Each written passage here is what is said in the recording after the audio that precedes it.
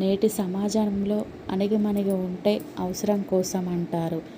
ధైర్యంగా ఉంటే బలుపు అంటారు. ప్రశ్నిస్తే పని లేదంటారు. ఎదిరిస్తే వెధవ అంటారు. స్టైలిష్గా ఉంటే బిల్డప్ అంటారు. కోపంగా ఉంటే కొవ్వు అంటారు. ఆనందంగా ఉంటే ఆడిపోసుకుంటారు. డబ్బుంటే మాత్రం పైవన్నీ పక్కన పెట్టి గొప్పోడు అనే స్థాయిలో చూస్తారు. సంతోషాన్ని అందరితో పంచుకోవచ్చు, కానీ బాధను మన అనుకున్న వారితో మాత్రమే పంచుకోగలం. అందుకే ఎవరైనా మీతో వారి బాధ చెబితే వీలైతే సహాయం చేయండి, లేదా 4 మాటలు చెప్పి ఓదార్చండి. అంతేకాని మరో 4 మాటలతో బాధ పెట్టకండి.